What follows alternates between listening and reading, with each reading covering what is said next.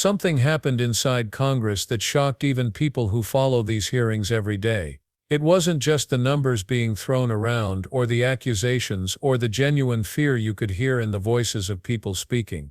It was the way the entire room shifted the moment one member began describing what she believed had unfolded across America: millions crossing the border, violent crimes rising, and policies she claimed were putting families at risk. Whether you agreed with her or not, the intensity of her words froze the room, and what happened next became one of the most explosive exchanges in a congressional chamber this year. Greene for 5 minutes of questions. Thank you. The previously Democrat-controlled administration allowed over 13 million border crossers from over 170 countries and territories to break our laws, invade our country, rape our women and children, and murder our own people. They set all-time records for the highest number of illegal aliens ever encountered in a single day at 14,500, in a single month at 370,000, and in a single year at 3 million, not including the known gotaways. Thanks to Secretary Noem and the hard work of Tom Homan and all the brave men and women at DHS, our new Republican-controlled admin has produced the safest and most secure border our country has ever seen. Thank you very much for that. For the 7th consecutive month, U.S. Border Patrol released 0 illegal aliens into the United States. Daily average apprehensions at the southern border are 95% lower than the daily average under the last administration. 10 months under Trump has seen less apprehensions than 1 month under Biden. Since January 21 through the end of November, there have been 117,105 total enforcement encounters along the southwest border, which is nearly 40% less than the monthly average during the Biden administration. Meanwhile, there has been an 8,000 increase in death threats against ICE law enforcement. Secretary Noem, back in July, the department put out a press release titled "Worst of the Worst." Criminal proceedings begin in a case of transgender illegal alien accused of rape, child rape, not just rape, child rape of a 14-year-old boy in a sanctuary New York City bathroom. I wanted to highlight this case because it encapsulates so many different violent policies of Democrats. This is an increase in trans violence with their embrace of gender ideology, an egregious catch and release policy implemented under the last 4 years, and sanctuary cities that harbor criminal, illegal alien monsters that have raped and murdered many Americans. Can you discuss further what you're facing in these sanctuary cities and the illegal alien monsters that have been released into American communities under the Biden administration? Yeah, unfortunately, Congresswoman, we arrest individuals like that every day because they're so prevalent on our streets, because of what happened under the Biden administration. Every day we're able to go out and encounter and bring to justice individuals who are raping our children, murdering our mothers, our grandmothers, our families are devastated by them. And I'm shocked at the Democrats' constant defense of these individual criminals over the American citizen that is out there just trying to live their lives, put food on the table, and live the American dream.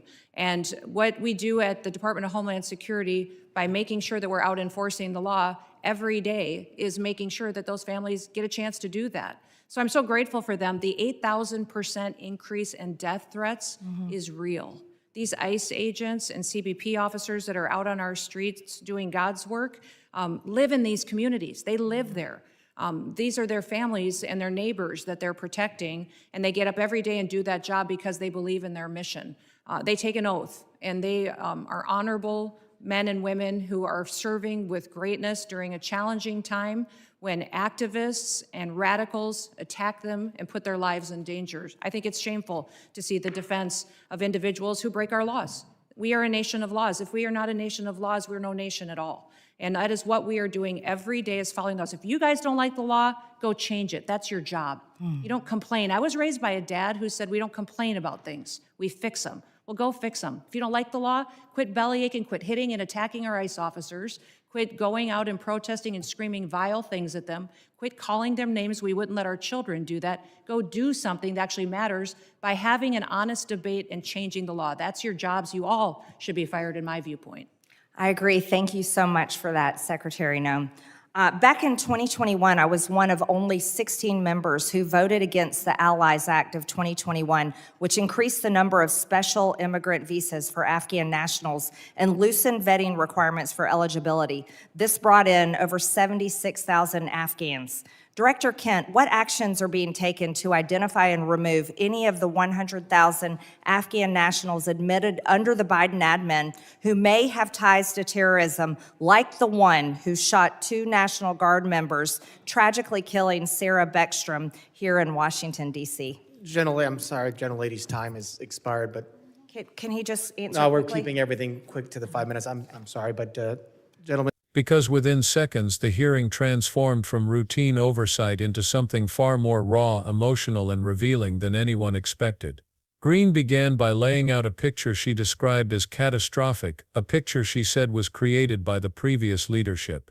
Her voice didn't shake, it didn't hesitate, it cut straight through the noise. She claimed that more than 13 million people had crossed into the country over the last administration's tenure, coming from nearly every corner of the world. She said they weren't simply arriving, she described it as breaking laws, overrunning communities, and placing American families in danger. Her language was blunt, intentionally sharp, designed to hit the ear with force. She didn't cite statistics gently, she fired them like warning shots, naming the largest one-day total ever recorded, over 14,000, then the largest one-month total, then the largest one-year total. Each number a building block in the storm she was constructing, and each one adding pressure to the hearing. But what made the moment so gripping wasn't just the claim that millions had crossed. It was the shift she made next, the contrast. Because according to her, that era was over.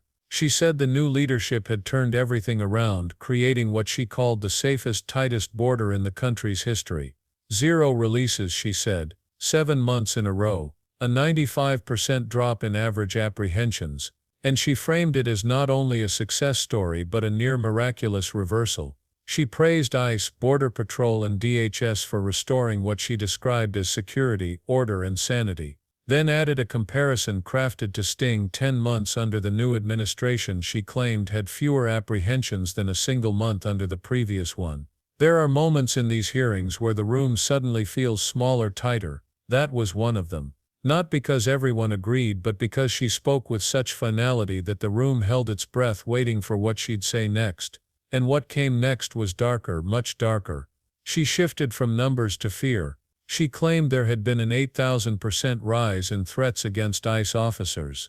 She described these agents as working under siege, saying activists were targeting them, harassing them, and creating an atmosphere where officers feared for their safety. And then, without softening the blow, she turned to one of the most sensitive, volatile cases mentioned in any hearing this year. She brought up a DHS press release titled "Worst of the Worst," a case involving an individual accused of harming a minor inside a sanctuary city facility. But it wasn't just the mention of the case that changed the tone of the hearing, it was the way she framed it. To her, this case wasn't an isolated event. It was a symbol. She claimed it represented failed policies, dangerous decisions, and the real-world consequences of what she described as leniency and ideological experiments. She called the accused person a monster. She tied the incident to sanctuary policies, to gender-related debates, to what she believed were predictable outcomes of decisions made at high levels. And she asked Secretary Noem to explain how her department was dealing with the dangers she claimed had been created by cities refusing to cooperate with ICE. That's when the hearing snapped into something else. Secretary Noem's response didn't follow the controlled, bureaucratic tone you'd expect from a DHS official. She started by saying that cases like the one Greene referenced weren't rare. She claimed they encountered individuals accused of violent crimes every day, people she said were already embedded in communities, already causing harm, already leaving families devastated. She didn't hesitate to blame specific policies. She didn't hold back from pointing directly at the other side of the aisle. She said she was shocked that some lawmakers defended individuals accused of such crimes instead of protecting the families harmed by them. Her voice carried something unusual for a federal official: raw anger. She said ICE agents were being targeted, threatened, attacked. She described them as parents, neighbors, people who lived in the same communities they patrolled. She said they were doing God's work and that the accusations and hostility they faced were disgraceful. Her tone wasn't polished, it was explosive, emotional, and unmistakably personal. But then she went even further. She turned her frustration not at the accused, not at activists, but directly at Congress itself. She said that lawmakers had no right to complain about immigration enforcement when they refused, in her view, to change the laws that governed it. She said she was raised not to complain but to fix problems. And then came the moment that sent the room into stunned silence. Go fix it, she said. Quit belly aching. Quit attacking ICE officers. Quit screaming at them. Quit calling them names. We wouldn't let our kids do that. If you don't like the laws, change them. That's your job. You all should be fired, in my viewpoint. For a DHS secretary to tell Congress they should be fired, that didn't feel like a hearing anymore. It felt like a political detonation. You could see the body language across the dais shift. Some members leaned forward, others stiffened, some whispered to staff. It was one of those moments that wasn't just about policy, it was about pride, authority, and political power colliding in real time. What you have to understand is that in hearings like these, most statements are pre-cleared, rehearsed, written with legal precision. That line was none of those things. It was emotional, unfiltered, and aimed straight at the lawmakers questioning her. And that's part of why people watching couldn't look away. But the hearing wasn't done. Greene wasn't finished. She pivoted sharply to a completely different controversy: Afghan resettlement. She said she had been one of only 16 members to vote against a bill expanding immigration pathways for Afghan nationals who assisted the U.S. overseas. She claimed the bill loosened vetting requirements, allowing tens of thousands more individuals into the country. She referenced unverified reports and allegations involving one Afghan national accused of harming 2 National Guard members, one fatally. She framed this not as an isolated incident but as evidence of broader vetting failures. And she turned to Director Kent, asking what DHS was doing to locate and remove Afghan arrivals who may pose threats. This was the moment where the hearing's tension reached its peak, because before Director Kent could even begin answering, the timekeeper cut in. The questioning window had closed, and the moment evaporated, leaving the question unanswered, hanging in the air like a cliffhanger no one was ready for. It was a perfect storm of timing, a heavy accusation, a complex issue, and a microphone that suddenly went silent before anyone could defend, clarify, or counter it. People in the room looked around as if asking silently, was that intentional? Coincidental? Strategic? No one knew, but everyone felt the abruptness of it. What made this hearing so gripping wasn't simply the policy debate, it was the collision of political narratives. On one side, lawmakers describing a country overwhelmed, communities in danger, and federal agencies restoring order. On the other, critics outside the hearing insisting the numbers were being framed selectively, that policy shifts had other explanations, that complex cases were being used as political weapons. There were rumors circulating online that both parties planned to use clips from this hearing in campaign messaging. Some claimed Greene's opening statements were crafted specifically for viral distribution. Others believed Noem's outburst was a deliberate attempt to create a moment that would resonate emotionally with supporters. And then there were observers who thought neither side expected things to escalate, who believed what we heard was simply frustration boiling over after years of gridlocked debate. Whether any of these theories were true, the tension was undeniable. Every statistic was political. Every accusation had a counter-narrative waiting outside the building. Every example cited was instantly controversial. In that environment, even a single name mentioned, a single case raised, could become fuel for national arguments. But the real takeaway from this hearing wasn't one case, or one statistic, or one policy. It was the broader question hanging behind everything said. What happens when political battles over immigration become so emotional, so intense, so adversarial, that even congressional hearings sound like battlegrounds instead of fact-finding discussions? Greene's statements, regardless of your political view, were delivered with absolute certainty. Noem's responses, whether you saw them as courageous or combative, were delivered with unmistakable conviction. And the unsaid answer to her final question, what should Congress do, remained hanging in the air. That's why people are still talking about this hearing, not because it changed policy, but because it exposed something larger, the emotional fracture at the center of every immigration debate,